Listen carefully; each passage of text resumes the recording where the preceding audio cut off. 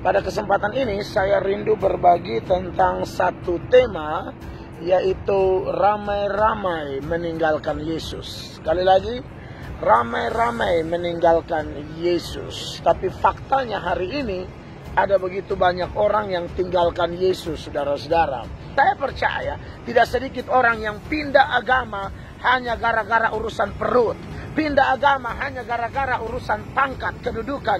Pindah agama hanya gara-gara urusan cinta. Pindah agama hanya gara-gara urusan pasangan hidup. Pindah agama hanya gara-gara urusan-urusan yang bukan berkaitan dengan kekekalan. Maka jangan berkecil hati kalau banyak orang tinggalkan Tuhan sekarang. Jangan berkecil hati gara-gara mereka yang orang-orang penting, public figure tinggalkan Tuhan. Pusing amat. Tuhan Yesus memberkati. Jangan lupa subscribe dan ikuti khotbah-khotbah saya yang lain. Tuhan Yesus memberkati. God bless you all.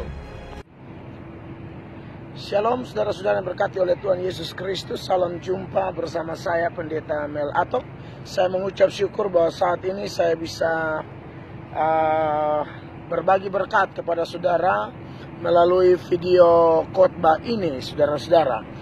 Pada kesempatan ini saya rindu berbagi tentang satu tema, yaitu ramai-ramai meninggalkan Yesus. Sekali lagi, ramai-ramai meninggalkan Yesus. Tentu sebagai hamba Tuhan saya punya kerinduan yang besar bahwa banyak orang justru datang kepada Yesus. Tapi faktanya hari ini ada begitu banyak orang yang tinggalkan Yesus, saudara-saudara. Mulai dari kalangan para artis yang viral di televisi, di YouTube, di media sosial, atau juga mungkin ada jemaat-jemaat yang dulu ada dalam gereja tertentu, terdaftar dalam sinode atau gereja lokal tertentu, tapi hari ini mereka sudah tinggalkan Yesus. Bahkan juga ada pastor, ada suster, ada pendeta, ada ketua sinode, dan masih banyak yang lain lagi, saudara-saudara. Nah, untuk mereka-mereka itu seperti para artis, lalu pastor atau siapapun atau pendeta sekalipun yang meninggalkan Yesus, dan itu kalau terjadi di Indonesia menurut saya itu adalah hak asasi manusia, dan itu terserah kepada mereka, saudara-saudara.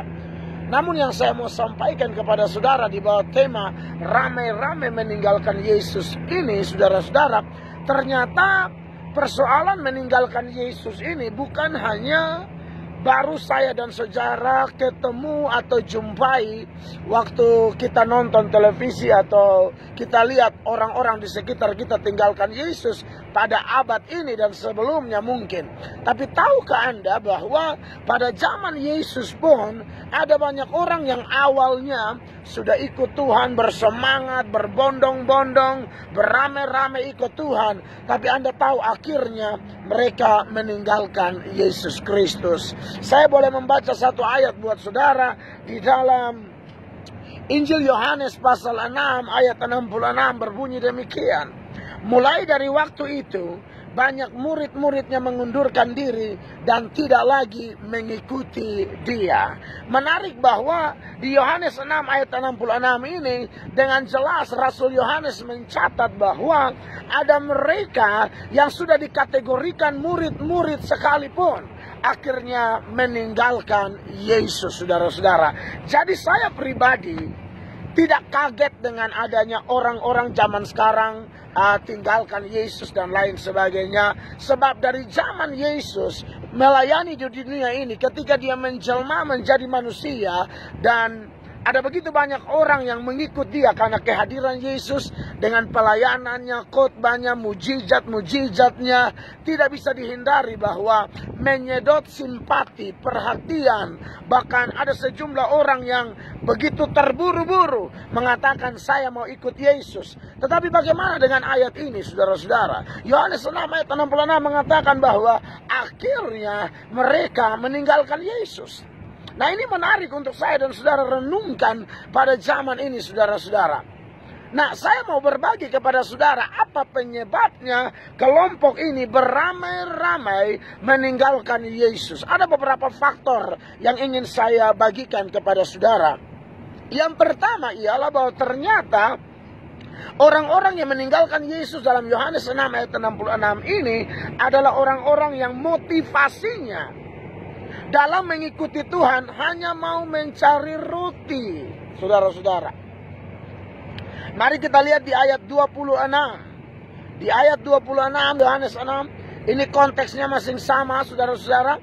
Dikatakan demikian bahwa Yesus menjawab mereka, "Aku berkata kepadamu, sesungguhnya kamu mencari aku bukan karena kamu telah melihat tanda-tanda." Tanda-tanda yang dimaksud di sini adalah tanda-tanda seputaran kemesiasan Kristus, tanda-tanda sebagai Mesias sebagai penyelamat, Yesus sebagai penyelamat. Itu mereka tidak terlalu hiraukan, saudara-saudara. Yang mereka hiraukan apa? Yang mereka fokus apa? Yang menjadi motivasi mereka apa? Perhatikan ayat 26 ini. Selanjutnya dikatakan, melainkan karena kamu telah makan roti itu dan kamu kenyang. Saudara-saudara, latar belakang dari Yohanes pasal 6 ini adalah satu bagian di mana ketika Tuhan Yesus bikin mujizat, memberi makan 5.000 orang.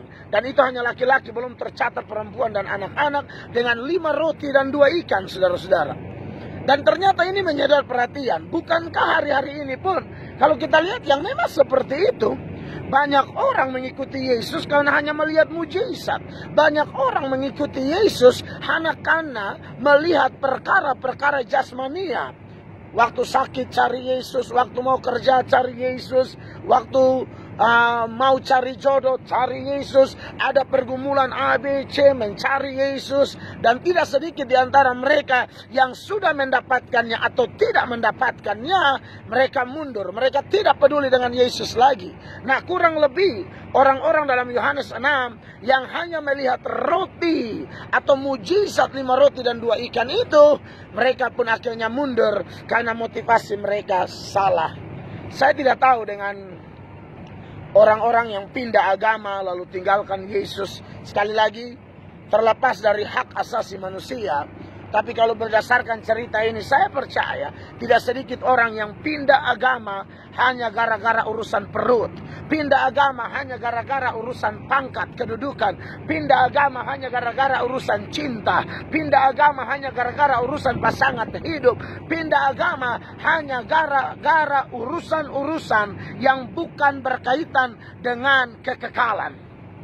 Hal yang berikut yang saya jumpai di dalam cerita ini, kenapa mereka beramai-ramai tinggalkan Yesus, saudara-saudara.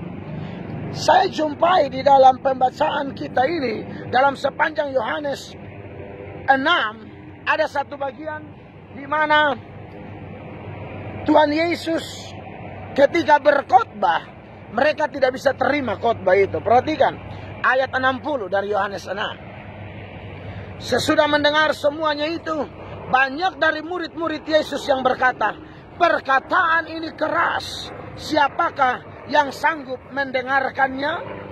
Memang saudara-saudara, di sini Yesus sedang bicara tentang roti hidup. Lalu Yesus sedang bicara tentang doktrin-doktrin yang keras yang mereka tidak pahami. Saya melihat bahwa penyebab orang, saudara-saudara, tinggalkan Yesus beramai-ramai dalam ayat ini adalah karena mereka tidak mengerti firman Allah. Mereka tidak mengerti doktrin, saudara-saudara. Saya punya pengalaman di mana ada orang meninggalkan Yesus hanya gara-gara bertemu dengan saksi Yehova. Saksi Yehova mengatakan Yesus bukan Allah. Kalau Yesus Allah, kenapa dia mengatakan dia tidak tahu kapan dia datang?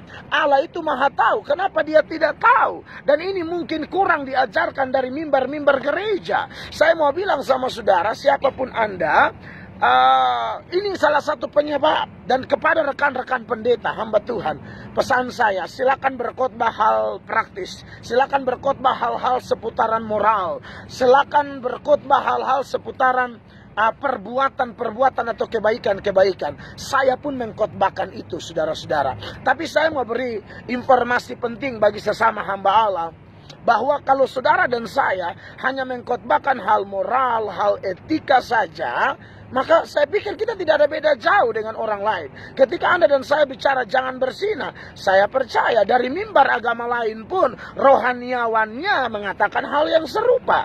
Jangan berzina, jangan korupsi, jangan membunuh, jangan mencuri dan lain sebagainya. Tetapi ketika Anda bicara doktrin, Anda bicara tentang Yesus adalah Allah yang menjadi manusia. Waduh. Ini yang membuat kita beda. Kita bicara tentang Allah Tritunggal. Ini yang membuat beda. Kita bicara di bawah kolong langit ini. Tidak ada nama lain yang olehnya orang beroleh selamat. Ini yang bikin beda, saudara-saudara. Nah, oleh karena itu sebagai hamba Tuhan, saya mau kasih tahu sama saudara, jemaat Tuhan dimanapun Anda berada, penyebab orang-orang ini mundur karena tidak tahan dengan makanan keras. Makanan keras menurut ayat ini, saudara-saudara, adalah satu doktrin di mana Tuhan Yesus berkata di dalam ayat-ayat sebelumnya, misalnya dalam ayat 58, inilah roti yang telah turun dari sorga, bukan roti seperti yang dimakan nenek moyangmu dan mereka telah mati. Barang siapa makan roti ini, ia akan hidup selama-lamanya. Lalu di ayatnya yang ke 54 dikatakan, barang siapa makan dagingku dan minum darahku, ia mempunyai hidup yang kekal, dan aku akan membangkitkan dia pada akhir zaman. Ayat 55 dikatakan, sebab dagingku adalah benar-benar makanan, dan darahku adalah benar-benar minuman. Ayat 56 berkata, barang siapa makan dagingku dan minum darahku, ia tinggal di dalam aku, dan aku di dalam dia. Mereka tidak paham ini, saudara. Mungkin di pemahaman mereka, oh Tuhan Yesus sedang mengajarkan tentang minum darah, makan daging, dan lain sebagainya. Padahal bukan itu yang Yesus maksudkan. Ialah bahwa nanti dia akan mati, darahnya tercurah, darahnya menebus orang, dan siapa yang tinggal di dalam dia, artinya siapa yang menerima dia, yang mempercayai bahwa dia Allah yang telah menjadi manusia, dan hanya dengan jasa pengorbanannya di Golgota sajalah orang bisa memperoleh keselamatan. Tapi orang tidak mengerti itu, saudara-saudara. Dan saya lihat ini menjadi penyebab kenapa banyak orang tinggalkan Yesus. Mereka tidak paham doktrin. Jadi tolonglah saudara-saudara, hamba-hamba Tuhan, sekali lagi, jangan pelit ilmu teologi, atau jangan malas belajar, saudara-saudara. Apa salahnya kita belajar dari pendeta lain yang pemahamannya lebih bagus, doktrinnya lebih bagus, khotbahnya lebih bagus, sehingga jemaat yang kita pimpin atau orang yang mengundang kita ketika kita berkhotbah, mereka juga mendengar pengajaran-pengajaran yang doktrinal. Silakan ada yang praktikal, tetapi keseimbangan ini perlu disampaikan dari mimbar gereja. Nah, yang berikut, saudara-saudara, saya mau sampaikan juga bahwa hal yang lain yang menjadi penyebab kenapa orang kemudian meninggalkan Yesus secara beramai-ramai, seturut Yohanes 6 ayat 66. Ini yang paling penting, saudara-saudara. Ini yang paling penting.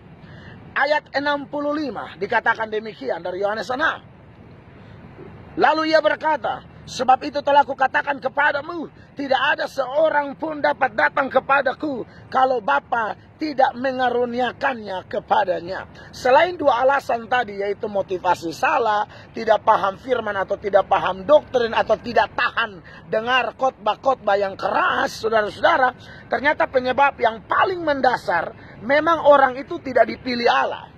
Makanya ayat ini berkata bahwa, lalu ia berkata, sebab itu telah kukatakan kepadamu, tidak ada seorang pun dapat datang kepadaku kalau Bapa tidak mengaruniakannya kepadanya. Berarti diselamatkan itu anugerah, karunia, dipilih, saudara-saudara.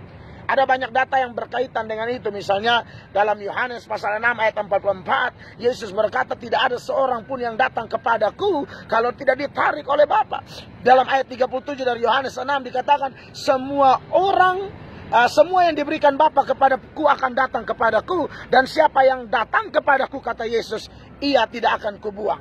Serusak apapun masa lalu orang, mantan pelacur kah, pembunuh kah, apa, tapi kalau dia orang pilihan, saudara-saudara, maka dia pasti akan datang kepada Tuhan. Dia akan bertobat, dia akan diselamatkan, dan dia akan dipakai oleh Tuhan secara luar biasa. Sebaliknya, orang yang tidak dipilih Tuhan, sekalipun dia kelihatan beragama, bahkan sekelas Rasul Yudas sekalipun, tidak dipilih Allah. Dia memang dipilih jadi rasul, tapi tidak dipilih untuk diselamatkan. Oleh karena itu saudara-saudara, jangan bangga kalau Anda dipilih oleh pendeta Anda jadi panitia pembangunan.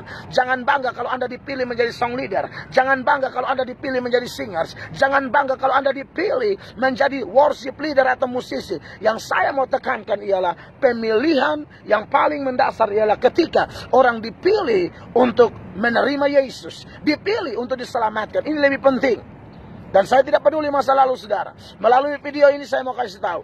Walaupun semua orang beramai-ramai meninggalkan Tuhan, tapi orang-orang pilihan Allah, dia akan berprinsip. Sekali Yesus tetap Yesus. Apapun tantangannya, berapapun harganya, Roh Kudus yang di dalam Anda, ketika Anda terima Yesus dimeteraikan di dalam diri Anda itu, akan menguatkan Anda. Sehingga ada di saya akan berkata, jika Allah di pihakku, aku lebih daripada pemenang. Apakah yang dapat memisahkan aku dari kasih Tuhan? Pedangkah, kelaparan, ketelanjangankah? Kesusahankah satu makhluk di atas, di bawah, atau apapun. Apalagi cuma jodoh, makanan, minuman, pangkat, kedudukan, uang, popularitas. Itu tidak akan menggeser kita dari iman kita. Maka, jangan berkecil hati kalau banyak orang tinggalkan Tuhan sekarang. Jangan berkecil hati gara-gara mereka yang orang-orang penting, public figure tinggalkan Tuhan. Pusing amat. Kalau mereka bertobat syukur, tapi kalau sampai mati mereka tetap tinggalkan Yesus, ketahuan mereka tidak dipilih oleh Tuhan. Oleh karena itu saya pendeta Mel Atok menyampaikan ini karena saya merasa punya beban luar biasa sebagai rohaniawan untuk bicara ini. Ini saya sampaikan dari New York, Amerika Serikat. Saya sedang berkhotbah di New York dan saya pakai kesempatan ini untuk buat video ini kepada Anda semua. Tuhan Yesus memberkati. Jangan lupa subscribe dan ikuti khotbah-khotbah saya yang lain. Tuhan Yesus memberkati. God bless you all.